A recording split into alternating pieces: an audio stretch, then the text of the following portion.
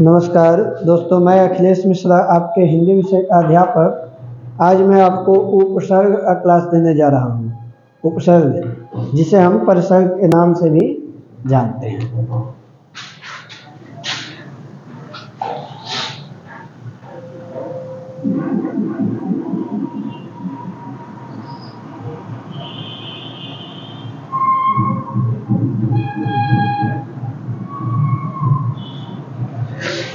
उपसर्ग का दूसरा नाम परिसर्ग होता है।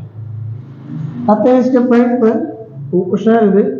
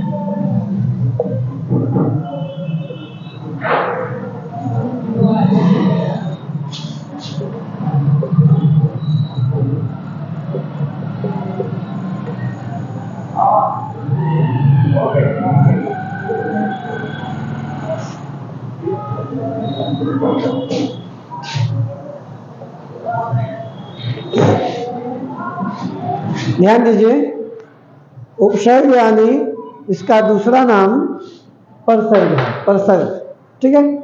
एक बात ध्यान देने इसमें योग्य बात है, शब्दांश यानी ये शब्द नहीं, उसका एक भाग होता है। अंश यानी एक भाग होता है, शब्द का एक हिस्सा होता है।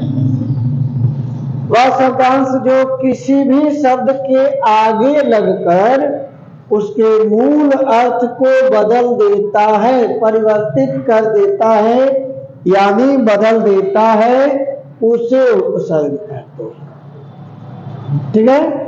वह शब्दांश जो किसी भी शब्द के आगे लगकर उसके मूल अर्थ को बदल देता है, उसे उपसर्ग कहते हैं। जैसे में यहां देख लीजिए, जैसे मान लीजिए एक शब्द आपका हो रहा है, जैसे में आपका हो रहा है वाह। वाह का अर्थ क्या होता है? प्रशंसा के अर्थ में इसका प्रयोग करते हैं। वाह यानी प्रशंसा के अर्थ में वाह का हम प्रयोग करते हैं। किसके अर्थ में? प्रशंसा के अर्थ में। ठीक है। अब इसी शब्द में अगर हम वी लगा देते हैं, वी धन वाह, तो अब ये क्या बन जाता है? आपका ये शब्द हो गया विवाह, हो गया क्या हो गया? विवाह। और विवाह का अर्थ क्या होता है? विवाह का अर्थ होता है शादी के अर्थ में इसका प्रयोग कर देते हैं। किसके अर्थ में? शादी के अर्थ में इसका प्रयोग करते हैं। शादी के लिए इसका प्रयोग किया जाता है। किसका? विवाह का। देख रहे हो ना, ये जो शब्दांश हमारा लगा है, ये इस वाह के अर्थ को पूरी तरह से क्या कर दिया? बदल दिया है। मतलब पुराने अर्थ से इसका कोई अब लेना देना नहीं है। यही काम होता है उपसर्ग का। जहां भी लगता है उस शब्द के अर्थ को परिवर्तित कर देता है, बदल देता है। अब आते हैं इसके विशेषताएं की तरफ।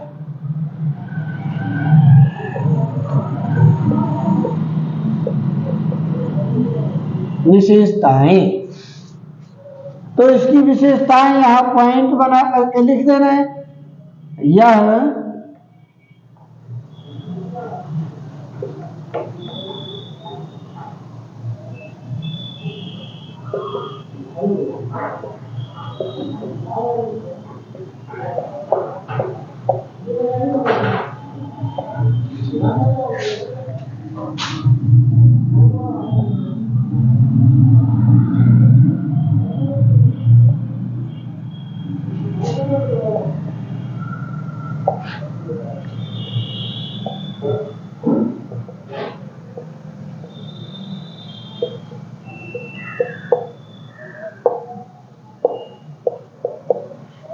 पहली विशेषता इसकी ये होती है कि यह सार्थक होता है, यानी जो भी होगा उसका कोई न कोई अर्थ निकलेगा और सार्थक शब्दों के साथ लगता है, किसी भी शब्द के साथ नहीं लगेगा। जब भी लगेगा तो सार्थक शब्द के साथ लगेगा। जैसे वाह के साथ हमने लगाया था तो वाह का अर्थ निकल रहा है ना, तो वाह क्या है? सार्थक शब्द है। अगर वाह का अर्थ ना निकलता तो निरर्थक हो जाता। फिर ध्यान दो, ये पहली विशेषता थी। दूसरी विशेषता,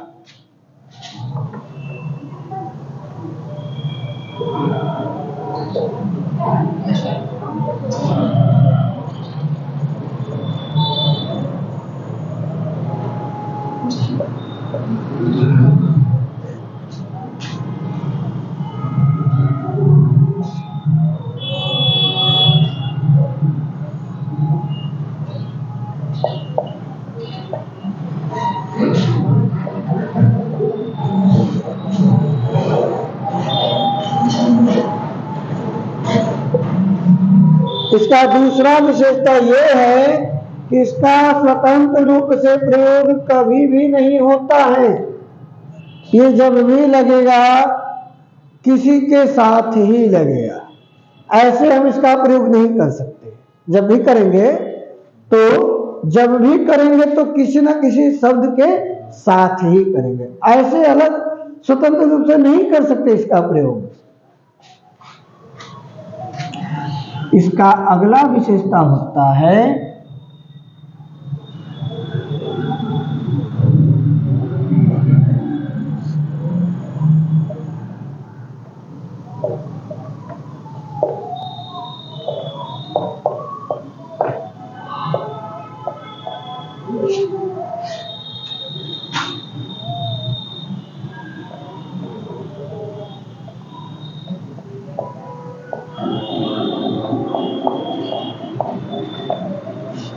यह एक शब्दांश होता है, शब्द नहीं होता। उपसर्ग शब्दांश होता है, शब्द नहीं होता। अगला विशेषता इसका होगा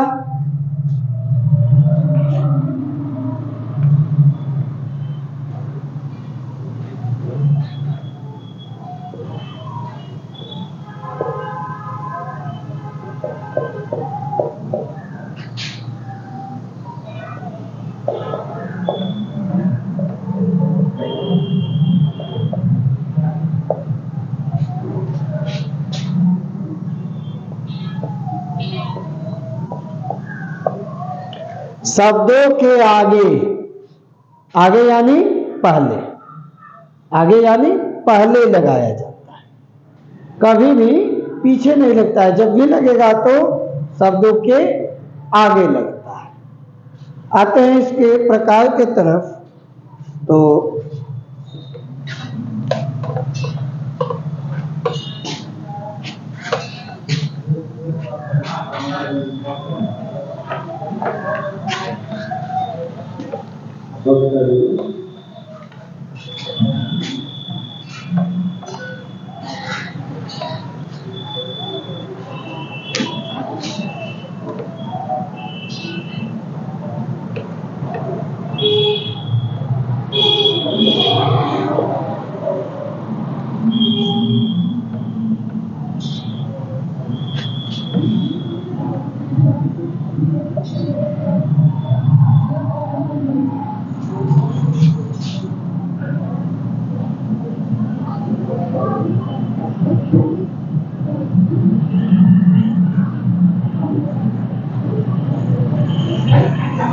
उपसर्ग मुख्य रूप से 4 प्रकार के होते हैं।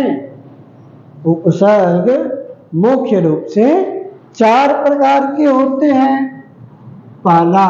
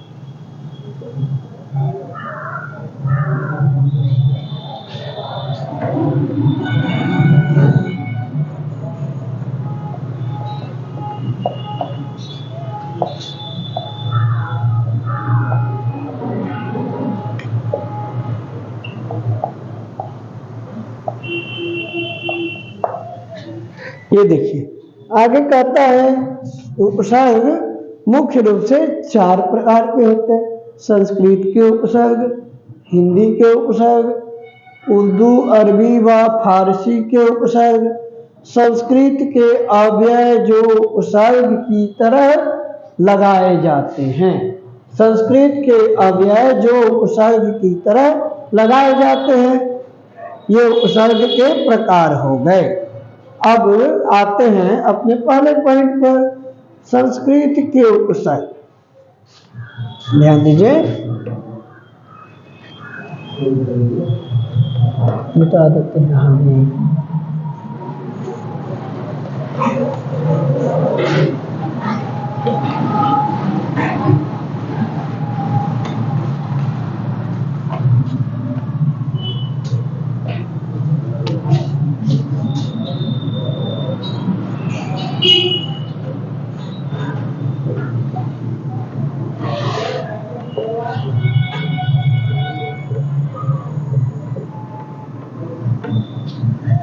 संस्कृत के उपसर्ग ये 22 होते हैं। कितने होते हैं? ये 22 होते हैं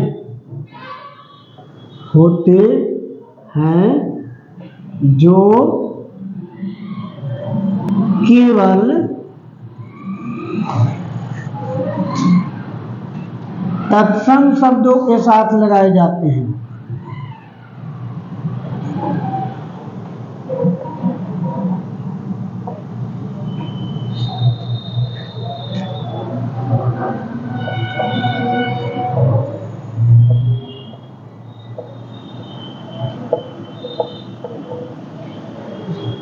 ध्यान दीजिएगा, संस्कृत के उपसर्ग 22 होते हैं जो केवल तत्सम शब्दों के साथ लगाए जाते हैं। यहाँ तत्सम शब्द आया है। कम शब्दों में आपको संक्षिप्त में तत्सम बता रहे हैं। तत्सम और तद्भव ये होते क्या है? तत्सम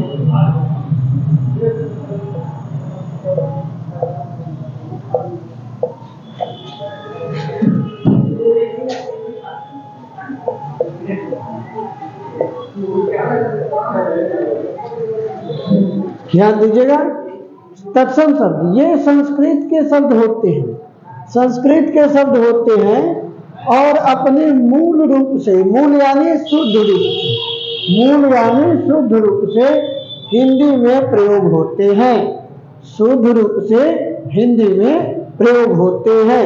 जैसे में हम कह सकते हैं अग्नि, अग्नि यानी कि ये संस्कृत का शब्द है, अग्नि यानी कि ये संस्कृत का शब्द है और उसी तरह से हिंदी में प्रयोग कर दिया गया, तो ये क्या हो जाएगा, ये आपका होगा तत्सम रूप।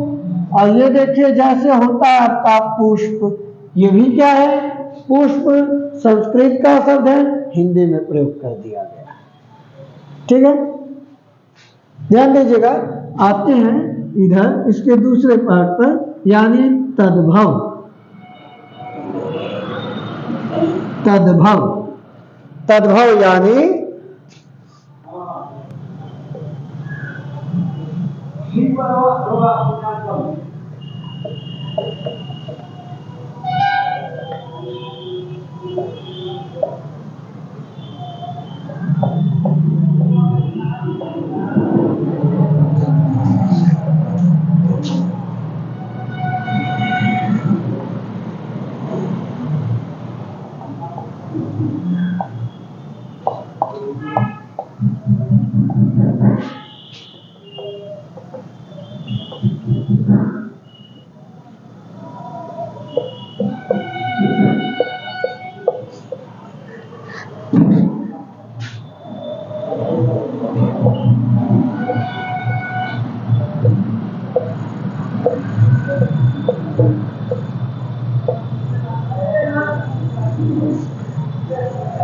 ये भी संस्कृत के शब्द होते हैं तद्भव शब्द, जो कि अपने अशुद्ध रूप से विकृत यानी बिना बदला हुआ, अशुद्ध विकृत यानी बदला हुआ होता है, विकृत रूप यानी अशुद्ध रूप से हिंदी में लगते हैं। जैसे मान लीजिए इसी का अशुद्ध रूप होगा, जैसे में आग, जैसे में फूल, ये क्या है, ये इसका तत्सम रूप है और ये इसका तद्भव रूप है। ठीक है, तो आते हैं अपने पॉइंट पर, उपसर्ग के तरफ। संस्कृत के उपसर्ग होते हैं 22 होते हैं, कितने होते हैं, 22, जो अपने अशुद्ध रूप से, यानी जो केवल तत्सम शब्दों के साथ ही लगाए जाते हैं, तत्सम शब्दों के साथ ही लगाए जाते हैं।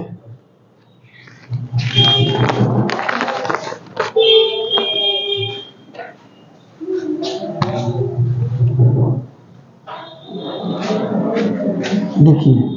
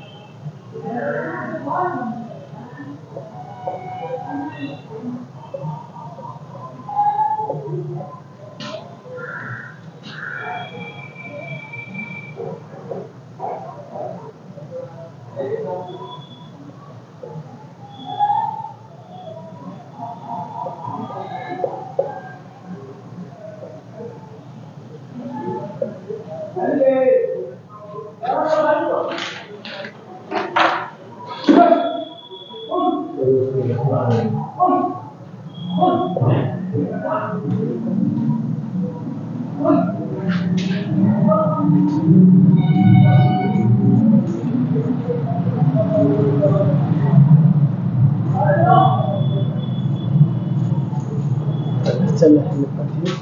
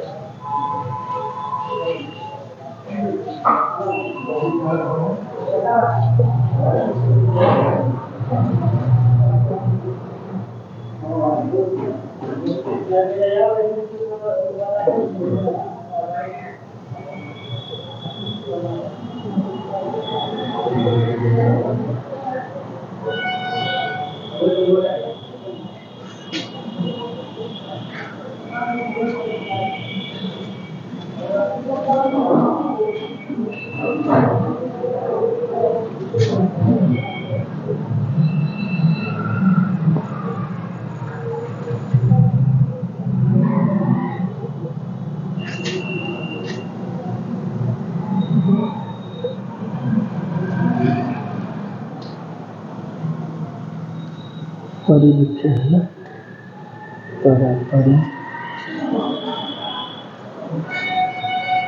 ध्यान दीजिएगा, ये आपके संस्कृत के उपसर्ग होते हैं, जो कितने होते हैं? 22 होते हैं, और हिंदी भाषा के तत्सम शब्दों के साथ प्रयोग किए जाते हैं।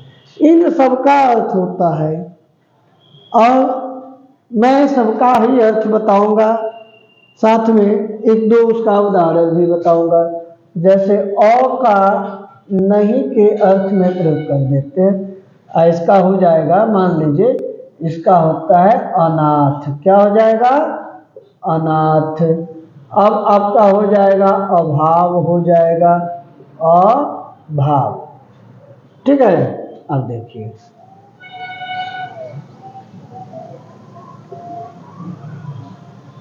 अब देखिए, अन का भी प्रयोग नहीं के ही अर्थ में होता है। अन का भी प्रयोग क्या होता है? नहीं के अर्थ में होता है। अन मतलब नहीं, और इसका आपका हो जाएगा, जैसे अनुपस्थित, अनुपस्थित, अनुपस्थित। अनंत होगा, अनंत। अनुपस्थित हो जाएगा और अनंत हो जाएगा। ठीक है। अति का अर्थ बहुत होता है। क्या होता है? बहुत, बहुत होता है। अब ध्यान दीजिए, इसमें बनेगा आपका अतिशय। क्या बनेगा? अतिशय। अब आगे हो जाएगा अत्यंत, अत्यंत भी होगा। अनु का अर्थ हो जाता है पीछे। क्या होता है? पीछे। अनु का अर्थ क्या होता है? पीछे। और इसका बन जाएगा अनुगमन। क्या होगा? अनुगमन। अनुचर,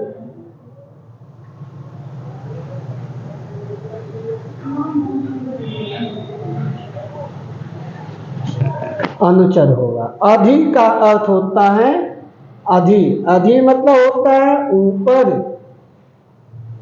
क्या, या भीतर भी इसका अर्थ हो जाता है। अधि मतलब भीतर हो जाएगा, या ऊपर भी होता है। और बन जाएगा अधिनियम। क्या बनेगा? अधिनियम। आपका एक शब्द हो जाएगा अध्याय, या अधिपति हो सकता है।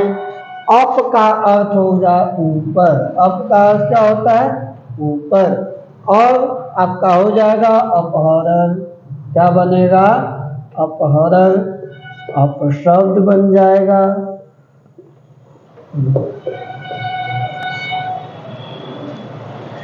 अब का अर्थ हो जाता है कमी। अव का अर्थ होता है कमी। अब बन जाएगा अवकाश,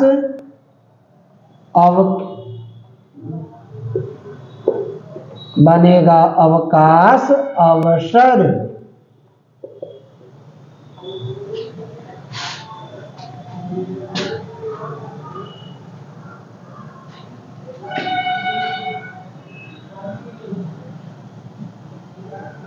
आ का अर्थ होता है तक या सहित होता है, तक या सहित होता है। इसमें बन जाएगा आमरण, आमरण आजन्म, आजन्म। ऊप मतलब होता है छोटा, ऊप का अर्थ हो जाता है छोटा। और इसका हो जाएगा उपवन, उपवन उपदेश।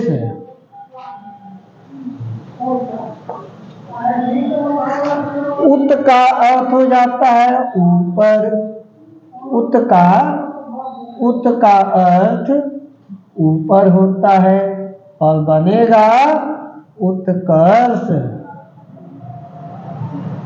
उत्कर्ष उत्थान।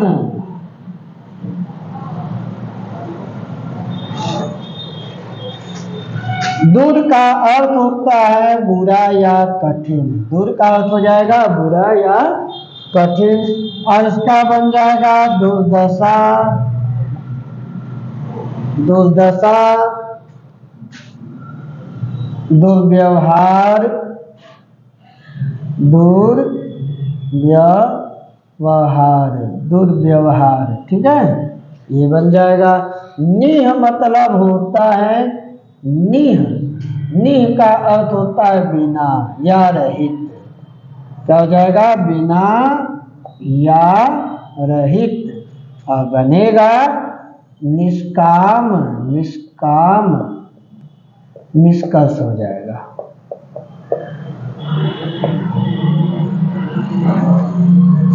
निर का अर्थ भी बिना के ही अर्थ में निर का प्रयोग करते हैं, बिना के ही अर्थ में प्रयोग करते हैं। इसका बन जाएगा निर्जन, निर्जन निर्बल,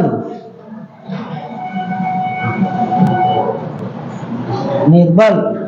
परा का अर्थ होता है उल्टा या वीरता, उल्टा या वीरता इसका अर्थ होता है। और बनेगा पराभव। क्या बनेगा? पराभव, पराजय।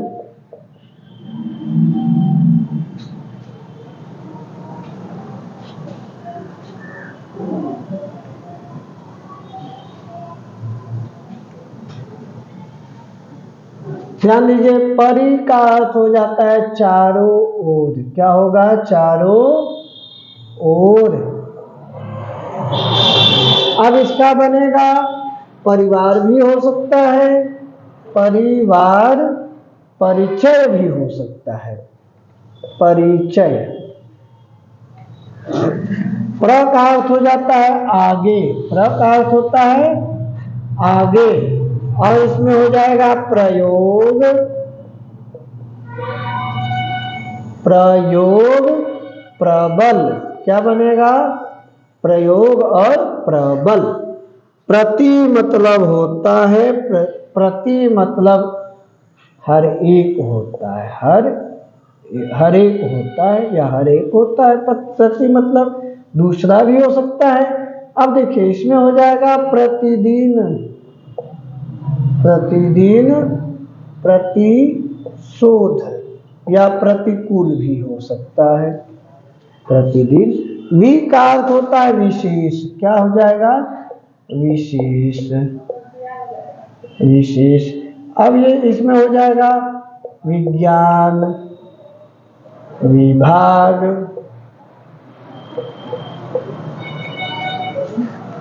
ध्यान दीजिए, सु का अर्थ हो जाता है अच्छा, सु का अर्थ होता है अच्छा। जैसे हो जाएगा आपका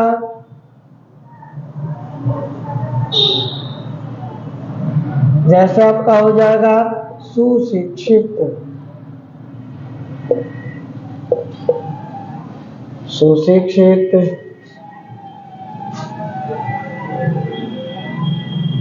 सुकन्या। स्व का अर्थ होता है अपना, स्व का अर्थ हो जाता है अपना, और बनेगा स्वराज्य,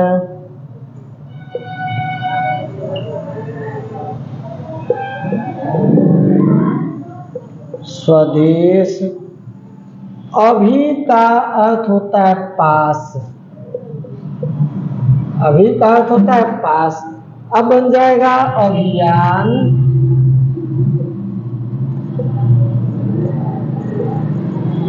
अभिनव।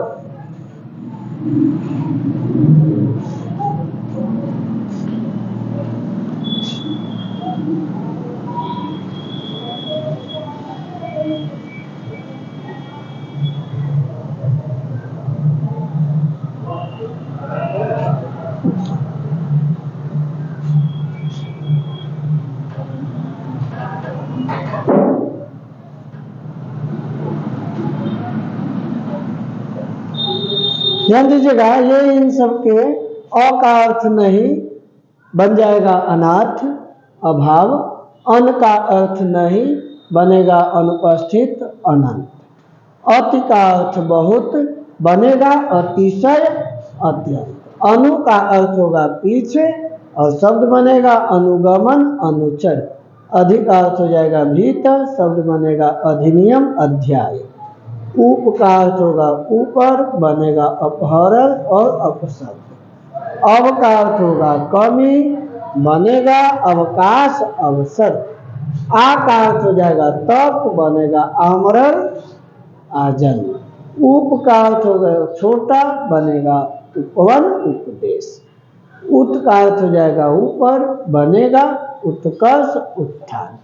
दूर का अर्थ हो जाएगा बुरा या कठिन भी होता है, और बनेगा दुर्दशा, दुर्व्यवहार। निह का अर्थ हो जाएगा बिना, बनेगा निष्काम, निष्कर्ष। निर का अर्थ बिना के अर्थ में इसका भी प्रयोग करते हैं, और बनेगा निर्जन, निर्बल। परा का अर्थ हो जाएगा उल्टा या वीरता, बनेगा पराभव, पराक्रम। परि का अर्थ हो जाएगा चारों ओर या आसपास भी हो सकता है, और बनेगा परिवार, परिचय। प्र का अर्थ हो जाएगा आगे, बनेगा प्रयोग, प्रबल। प्रति का अर्थ हो जाएगा हर एक, बनेगा प्रतिदिन, प्रतिशोध। वि का अर्थ हो जाएगा विशेष, बनेगा विज्ञान, विभाग। सु का अर्थ हो जाएगा अच्छा, बनेगा सुशिक्षित, सुकन्या। स्व अर्थ होगा अपना, बनेगा स्वराज्य, स्वदेश। अभि का अर्थ हो जाएगा पास, बनेगा अभियान, अभिनव। शेष इस वीडियो के दूसरे भाग में बाकी 3 उपसर्ग आपको दिए जाएंगे। धन्यवाद।